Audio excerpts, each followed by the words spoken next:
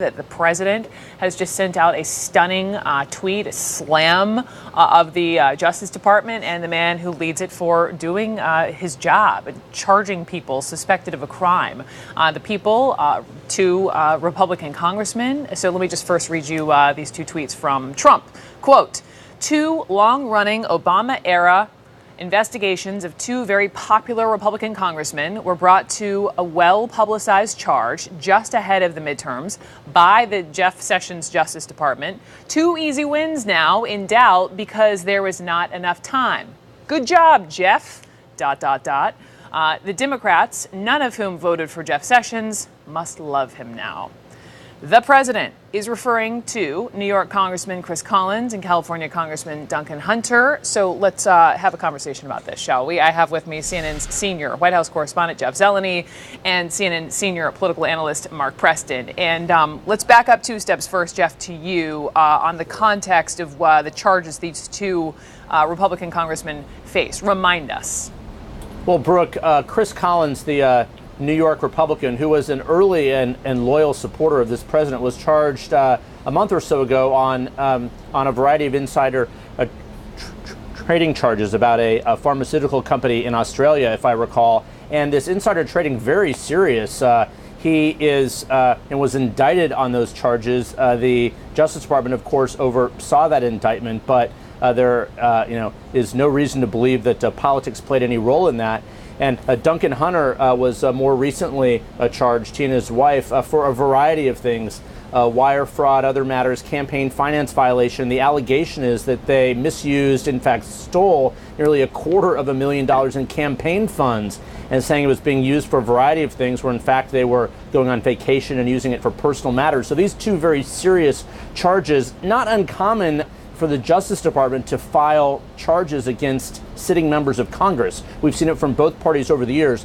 What is extraordinarily uncommon, I can't recall this ever happening, the president weighing in specifically on a specific case and also suggesting that politics should have played a role in this, that the Justice Department, which of course is overseen by Jeff Sessions, who's a Republican appointed by this Republican president, he's saying that they should have given them special treatment and not charged them during an election year. So, Brooke, that is what is the unusual nature here. The president has long taken many swipes at his Attorney General Jeff Sessions, but not for anything like this. He's saying, look, he should not have charged them simply because they're Republicans.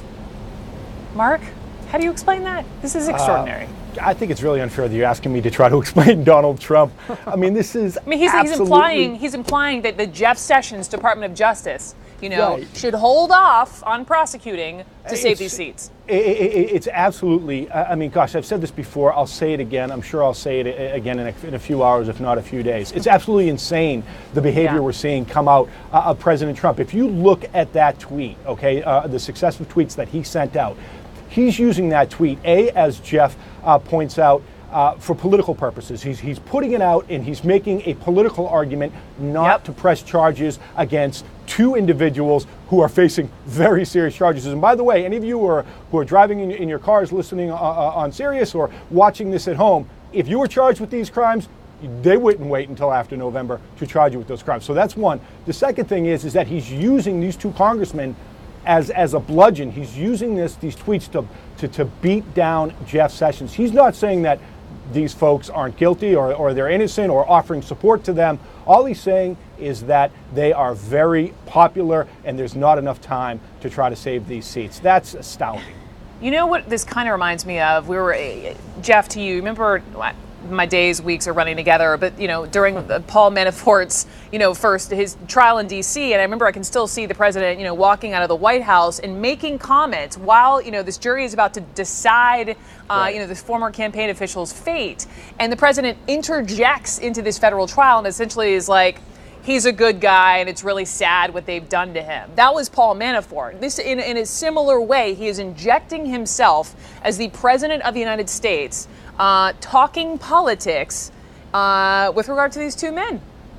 Exactly. I mean, the overlying force here, as Mark just said, trying to use these two Republican members of Congress as another weapon or hammer in his ongoing feud with Jeff Sessions. Now, we heard the president say last week in that interview with Bloomberg News that Jeff Sessions, the Attorney General, will stay in his job at least until November. After that, he couldn't be sure. Now, who knows? I wonder if this will change that. But it's very curious as to why the president is weighing in on this right now. The charges happened last month. This is not anything new. There's not anything new information as far as I know with Duncan Hunter or Chris Collins. But the president clearly still trying to build this case that the Justice Department is against him. The Justice Department is against Republicans. That is what he's trying to do. But everyone knows that there are career prosecutors and Republican appointees overseeing this in the Justice Department. So as of now, Jeff Sessions has always fought back. He has said in a statement just last month that he's not going to allow political considerations to get in on his actions there. This is, though, pretty extraordinary because the U.S. attorneys in New York and California that oversaw both of these were Trump appointees. So that is what is extraordinary here. The president, he said last week at a rally in Indiana, he'll get involved. Perhaps this is what he meant, now going after specific these allegations here. It's a great point, though. Why now? Ponder that, and maybe that will become evident in the coming hours. Jeff and Mark, thank you guys both for jumping in on that with me.